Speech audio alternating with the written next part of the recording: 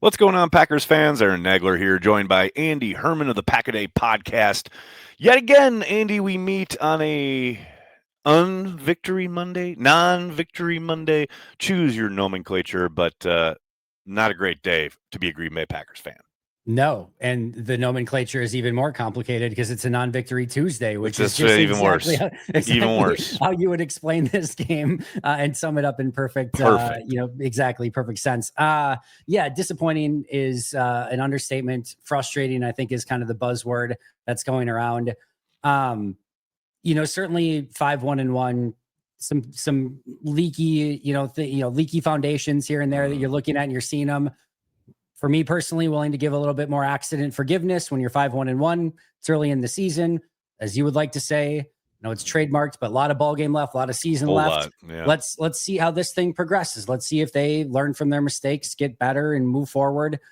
And instead, it feels like they hit a brick wall, at least offensively, and just have no answers for anything. I think that's probably the best way to start. Unfortunately, is as great as the defense was, and I'd love to start there.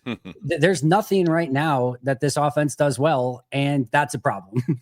Yeah, and it's consistently inconsistent. It doesn't matter which position group you talk about. You can even, hell, let's start with the quarterback, who I thought for the first time all season, and look, I don't blame him in this regard, but it's something that was pretty noticeable, especially in the first half. This is the first time all year where I thought you could tell Jordan Love's eyes were dropping early, and he was skittish in the pocket, wasn't really trusting his protection. But then again, as I say, who can blame him? Nope. Given the fact that you never know where that leaky ship is going to spring that leak. And it's unfortunate because you see, going back and watching the tape, there are moments where he's dropping down to kind of try to traverse the pocket when if he just stands in there and waits that tick longer and just delivers a strike, knowing he's going to get hit, there are concepts with guys coming open. There are times where there are opportunities down the field. And I can't kill him because even when he is delivering the ball, guys are dropping it, But on balance for the day, it was an uneven performance from a quarterback where like I said, it's the first time where I thought he really didn't seem to trust the structure around him, not just the offensive line, but like where guys are going to be on their routes, etc. And like the hope obviously is that that's a one game thing. I haven't seen much of that this season, but it was certainly prevalent last night. This is one of those great examples of that. There's not one person that needs to do a ton better. A lot of people need to do a little bit better. Yeah. And it's to me, everything starts up front. You can't run block for anything right now. You give Josh Jacobs over 20 carries in this game, you feel good about it. He and Wilson combined average less than 3.5 yards per carry. Don't really get anything going on the ground. Jordan's, at least per next gen stats, pressured on over 40% of his dropbacks. And yeah, when you're a quarterback and 4 out of every 10, 2 out of every 5 is going to be a pressure, you're going to start dropping your eyes a little bit. At the same time, were there times where Jordan could have stood and delivered? Yes. Or maybe even at first, like bounce out and then reset and try to deliver. Right. Yeah, I think there were opportunities there. I think there were opportunities for him even to connect on some passes that were there for him and just didn't. And then, when he does stand in there and deliver a pass or, a throw to Romeo Doubs that glances off his hands, one to Wicks that bounces off his hands, one to Melton that bounces off his hands, they have to come up with those plays too. And if everyone is just a tiny bit better, if Jordan stands in there a couple more times, maybe it's a win. If his receivers just catch the ball a couple more times, maybe it's a win. If the offensive line just protects a couple extra seconds here or there, maybe it's a win. But when you have all of that compounding on itself, and you continue to make these, mistakes and self-inflicted wounds, this is the result you're going to get over and over. And teams are not going to change. And now, we'll obviously get into New York later and tomorrow, even a little bit more. But this is a defensive front in New York. Dexter Lawrence has given this team a ton of problems over the years. And now you're going to have a backup center in there, Brian Burns, Abdullah Carter, and on it like that, Thibodeau. Like they have an amazing front. You're going to see the same soft coverage with an awesome defensive line. You better figure out something very, very quick. Now, you mentioned the center position, and it is a blow to see Elton Jenkins leave. The reporting around the injury is not great. It's certainly going to be out for a while. Yeah. I did think Sean Ryan showed some promise, and like you can't, project too much off of half a game or whatever it was, but I will say they certainly seem to get some push along the interior in the run game that didn't seem prevalent when Elton was out there. Again, game situation, context, or whatever. But the hope, yeah, would be that maybe, possibly, you get a little bit more kind of solidity up front. And there's little doubt that Matt is not changing. And I think these last 2 weeks would kind of reaffirm the idea that, and I've done a lot of this, I can talk about what I would do, what I would hope they would do, what approaches I would take offensively. None of that means anything inside the building. And you can bet, again, going into next week, you mentioned that front. You mentioned the fact that they will play a soft coverage, undoubtedly. They have to be more consistent up front because Matt's going to continue to run the ball. And whether, people are screaming from the rafters that he needs to pass it more on second down. Like second down was a frustration yesterday. And that's something that I know a lot of people are going to rally around narratively. It's not changing. He's not changing. So everything has to start with whatever 5 guys are out there along the offensive line simply have to play better across the board. I'm with you on the first part of that. I do think Matt has to figure out a way to evolve something because, it's the definition of insanity otherwise. But at the same time, to me, I've said for a few weeks now, the number 1A thing is offensive line play. Yeah. And, it's so funny. I talked about this with Paul Brettel a little bit earlier today. Matt, we talked about like once Christian Watson comes back, you're going to get, all these too high safety looks. And they're going to stay back because Christian Watson on the field, and you're going to be able to run the ball then and hit some of your underneath stuff. Well, they're giving you the too high looks. You don't even have to earn it. You're getting the too high looks. Right. And then, Matt has used a lot of these end arounds and reverses and quick screens on the outside to try to keep the teams horizontal. They're playing horizontal anyway. Like they are playing they're playing horizontal, and they're playing like they are spread as spread can be. Yep. And as a play caller, I'm sure Matt's looking at this and like, they're giving me everything I want. They're playing deep safeties. They're playing spread out. It's right there to run the football. We have Josh Jacobs as our running back. It's right there. All we have to do is run the football, and everything's golden after that. Once that safety comes up, we're good to go. If they start playing man, we're good to go. But they just cannot run with some very idealistic looks in the run game.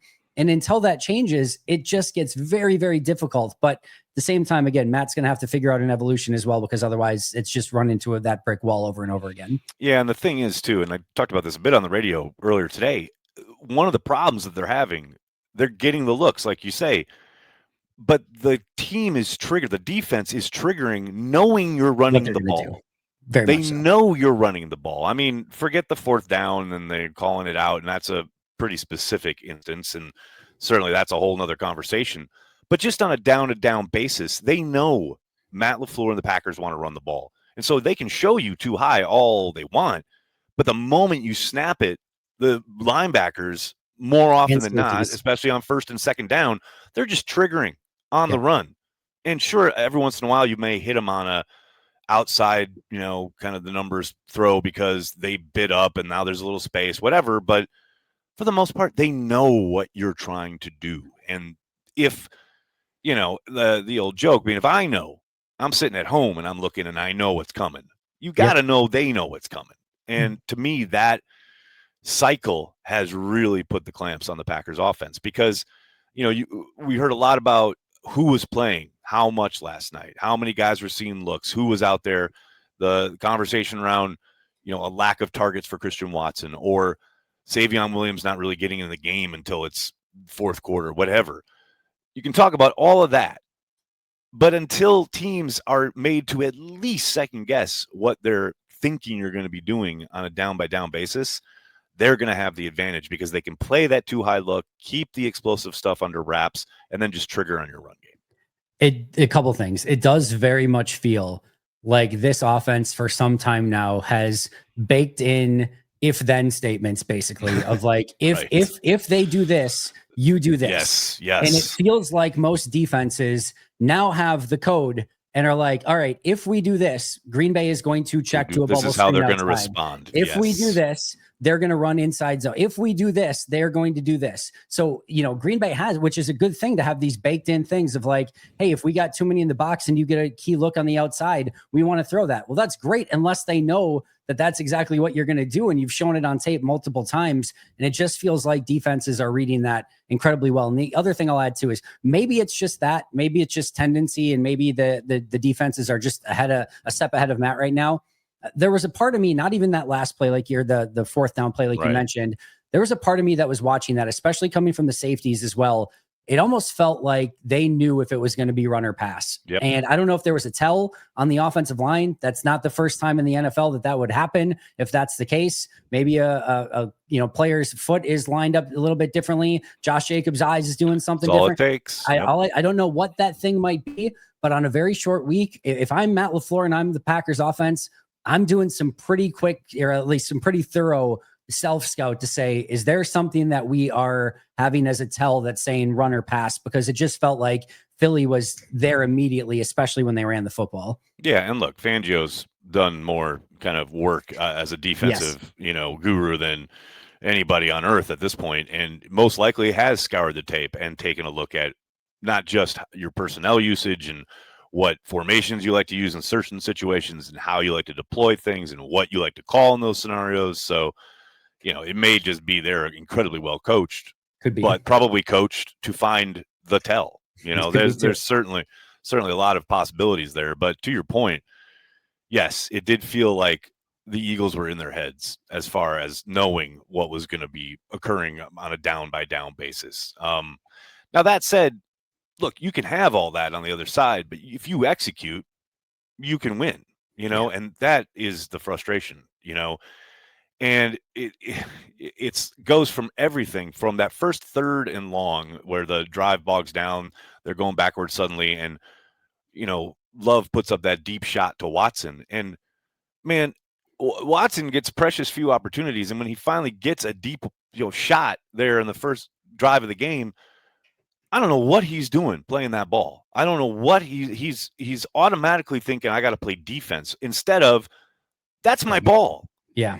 Like, don't worry about what the defender is doing. And this is, it's a bit of a through line, and it's probably kind of projecting a little bit, but at some point that feels like the Packers on offense all over, from the head coach, play caller, designer, game planner, to all the guys in the field worrying about what the defense is doing rather than go dictate, go attack, go do whatever it is you want to do rather than, oh, I'm worried they might do this, or I'm scared the defender is going to jump up and grab that ball. That's your ball. Go get it. Be the aggressor. Put your foot on the ground, put your foot on the ground and get upfield. Just time and again, that seems to permeate the offensive side of the ball. And man, that's a real tough thing to put a finger on if you're the head coach and if you're trying to figure this out.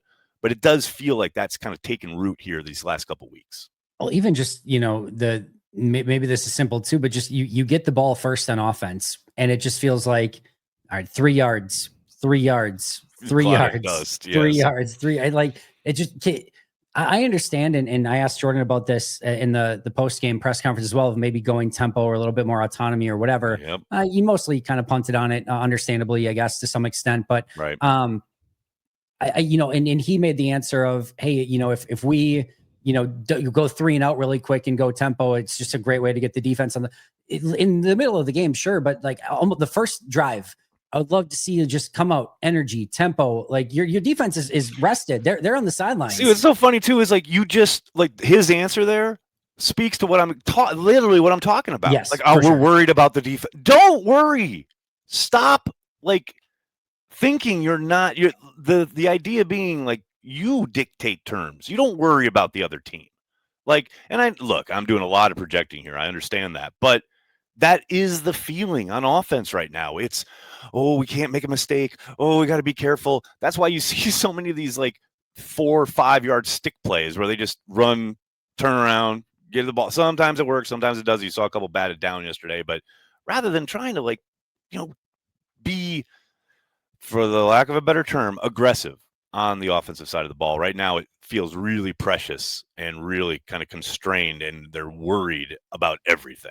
Well, it goes back to the Dallas game where you're playing to not give them the ball back instead of Yes. just going Instead to of the going end to zone score. and just to score and Yes. like win the game. Just go win the game. 1,000,000,000%. And Yes. it's just, again, there's been, like you said, the through line are just, it's permeated in these little and not so insignificant ways through the course of the season, where the mentality is almost seeming like we've got to do everything perfect and step by step and paint by the numbers, and otherwise the other team's going to take advantage of it. It's just like, if like, I love the all gas no break. I just don't know where it went, a few years ago, and Yes, and hasn't right. come back since. It most certainly hasn't. Flipping it around to a more pleasant topic. Yay. Defense. I mean, my goodness, what a performance. You can call it a wasted performance given that they took the L, but man, that was a team that was up for the challenge. And I understand that the Eagles have not been the kind of explosive unit that perhaps they were last year for much of this season, but they were coming off a game 2 weeks ago against the Giants where they seemed to have found their running game again, and it looked like Barkley was back to being his explosive self. And they had a bye week to rest up. I wouldn't have been surprised if they'd come into Lambeau and marched up and down the field, and the exact opposite happened. I mean, from Micah Parsons on down, every dude on that field, all 11, you talk about all 11 guys doing their job. There were so many instances where it looked like Barkley was about to get out the gate, right? And whoever's out there does the correct job as far as, I'm not trying to do too much. I'm going to make a force. I'm going to make sure he has to go back inside. And I know that's where my help is. And that help is there as it's supposed to be. Gets him on the ground for like a 4 or 5 yard gain rather than 12, 15, 20-yard gain like we've seen him do so many times. It was that all night. Like, I was so impressed with their discipline. And of course, the 2 explosive plays are what put the touchdown on the board. But if you hold a team to 10 points, you should win the fucking game. Yes. I thought it was one of the more disciplined games that I've seen from a Packers defense in a long time. I thought they did a tremendous job. And I talked about this, and I'm sure you probably did as well, but like, it's one thing to hold a team down to 10 points or under when your offense has 28 points and when you're scoring and like you make them predictable and like, oh, they've got to pass and you can tee off and Micah Parsons is going nuts and everything. Yeah, that there's an opportunity there to maybe hold them down and hold them to 10 points. It's something entirely different when a offense that has that one piece that you are scared of all game long in Saquon Barkley, that if we do one thing wrong, he's 80 yards and gone, right? Yep. So like, you've got that to worry about. Jalen Hurts, I know he doesn't do it as much, but is still a running threat when he wants to be. And you've got 2 extremely talented receivers on the outside. They have multiple ways that they can beat you. And at any time they had basically run or pass as options, and you had to defend all of it. There wasn't any time where they really became predictable. And the playbook was open all night. Yes, all night. And you held them in that scenario to 10 points and got a turnover. That is as good as you could possibly ask for in that situation. Yes, you'd love to have the 2 explosives back that led to the touchdowns. We're certainly not going to nitpick that on a night where they were almost perfect outside of one drive in the game. That's the thing, too. You can look at the guy, like Carrington Valentine gives up that play with Barkley in the flat. Real tough look. I mean, I'm sure Valentine's like, I don't ever want to see the Eagles ever again after what happened in the playoff game and now last night, that one play. But on balance, I thought he played a hell of a game. For sure. As did Evan Williams. He gives up that touchdown in the post, but he's right there. Just a nice play by the offense. You tip your cap. But on balance, I thought he played a hell of a game. So it was like, even the guys who maybe gave up a play or two, they still bounced back and played lights out ball all night long. And look, those are guys that were obvious, right? They were in the spotlight, big plays both ways. I thought, Evan Williams getting down in the hole and taking Barkley for a loss after the touchdown play. Like, I loved his response there. But somebody like Baron Sorrell, who I think played 8-9 snaps, he was fucking lights out, man. He was really good. They need to get that kid on the field more because, look, I like Enigbari. I think he's played well enough in Van Ness's stead. But Sorrell has made a case now over the course of a couple games where he's somebody I think needs to see the field more. Yeah, they seem to like him in some of those sub-package plays, and he's certainly got a little bit of juice to him. I think he's got a bright future ahead of him, and the more he plays, obviously, the better he's going to get. So yeah, honestly, for a rookie class that's not exactly putting a lot of snaps on film right now, he's definitely one that you can look at and say, all right, I'm kind of excited to see what he can do moving forward. And just to go back to Carrington really quick, what's the over under on the percentage of corners in the open field that make any play on Saquon Barkley? Like it's probably maybe 10% of corners make that Very play on small. Saquon there. So again, you would love to see Carrington, maybe get him on the ground there, but I'm not holding him too accountable to Saquon in the open field with any direction go and just praying, close your eyes and pray and hope that you get him down to the ground. And I thought the linebacker play was good too, as far as Quay and Edgerrin really flying around sideline to sideline stuff. You saw something we've maybe not missed. There have been instances this season, but you haven't seen it probably with as much regularity as we did last season. Edgerrin just knifing through the wash on a lot of these outside runs and just either getting the ball carrier down, even in the backfield at times, but certainly making sure that it goes absolutely nowhere. That's a welcome development, as far as that was there on display multiple times, and they're going to need that going forward for the rest of the season. Not to bring things back in a negative direction, but this is like this sort of the frustrating thing of like, if the linebackers play like this last week, and if Colby Wooden doesn't go out in that game, the Carolina's run game is dead, and Green Bay probably wins that game. And it's just you actually score 40 points on offense, but that's the game that your defense gives up the 40-point game. Like it's just been that sort of season right now for Green Bay, where like it's all there, and if you just do what we've seen them do, and with any sort of consistency, that they can go out and beat anyone. Again, 3 losses by 3 points in each game. The defense has held up in all 3 of those. A tie that's obviously neutral scoring, but the offense actually balls out in that game. It's just that type of season right now for Green Bay. Frustration, but look, also, I mean, talk about 10 points on the board, etc. They had an opportunity on that first drive after taking essentially half a quarter to drive the ball. Shout out Edgerrin Cooper.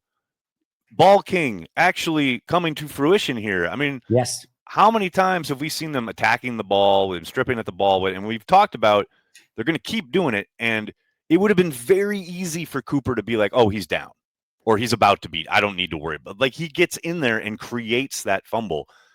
Need more of that because gosh knows this offense needs all the opportunities he can get, even if it is way deep in their own end. It's just nice to see that pendulum start, hopefully maybe swing a little bit. Carrington made a couple jumps on routes too yesterday that were like if Hurts. I thought there was one in particular on the right. I thought he had a pick six. Definitely. Yes, he's very, very close. So he's due. He's got great instincts for that. I felt like if the ball was just a little bit more inside, he probably potentially has 2 of those yesterday. So again, very, very close. Hopefully Green Bay starts connecting on some of those in the near future. And then there's the fucking kicker situation. I mean, okay, yes, there's that. Yeah. I was going to say, speaking of wasted opportunities, this was you only get like 2 or 3 competent special teams games per season. This was a pretty competent special teams game overall, outside of a 64-yard field goal attempt, which never had a chance in the first place. Like outside of that, I thought this was a pretty competent game, and they definitely wasted that. They totally wasted it. And here's my question: like the kicker situation, which is just unbelievable to me that we're in a moment in time where you have the kicker talking to the broadcast team about how he's not healthy. He's getting healthy, but straight up, he's not healthy. Do you remember how Matt said, I don't talk to kickers? And I'm sure he's somewhat joking. Maybe not. But maybe Matt should talk to his kicker because apparently he's not healthy. Like, I'm somewhat being tongue-in-cheek here, but it's absolutely affecting what you're doing offensively in that game because you are going for it on 4th down when possibly weeks past you may have attempted a field goal, even a long one. I understand it's cold, windy, whatever, blah, blah, blah. You play in Lambeau Field. Like, at some point, you're going to have to make some kicks. The whole thing is unbelievable to me. And also, to trot him out there for a 64-yarder, knowing he's hurt, and yes, the practice swing, whatever you want to call it, did get close, but you don't want Jordan Love trying to Hail Mary there. I think that has a much better chance of success. The whole kicker situation is wild to me. Yeah, it's a nightmare, I'm like 90% sure Matt said it in jest about the whole Right? kicker thing. Let's leave the stand up comedy to John Mulaney and others for maybe a little while. Like, Seriously. it's probably not in the best interest right now At least tell on jokes. that topic. Yes, especially on that topic. I do not understand it. If there's any sort of issue with your kicker, and you've got a second kicker on the active 53-man roster who just so happens to be perfect for you on the season. Now, I do understand. Lucas Haversick said the week that he made his big field goal and went perfect on the day, Right. he said that he was like terrible in practice during the week. He said he had a really rough week of practice. Yep. And Matt has said that, hey, what they're going off of is based on what they've seen in practice. Maybe Haversick is shanking everything in practice. But if that's the case, why is he on the 50? Why is he on the roster? Someone, Andy, thank you. Because someone in the building who's not connected to football, but they were like, maybe he's doing exactly what you said. And I had the exact same response. I was like, so why is he on your roster? Yeah. Like, if it's, and now it's been how many weeks? It's like we're going on like a month. Yeah. So are we going on like a month? So for a month in practice, he's been terrible, but you've kept him on the roster. That's what you're telling me? Yeah. Well, not fielding a roster that has a legitimate punt returner on it. So like you could maybe use a spot that is held by your second kicker that you aren't using when your first kicker is having trouble kicking and hasn't made kicks over 40 yards basically. And yes, the whole thing is perplexing, frustrating, unbelievable. And here's the thing, this is all occurring while they're losing games by one score. That's the thing that drives you insane. Like if it was, these games that, oh, well, it's multiple scores one way or the other, win or lose, then you wouldn't probably pay it that much mind. But the fact that these are very close games and every margin matters, it's just absolutely mystifying. Yes. Mystifying to me. 1,000,000%.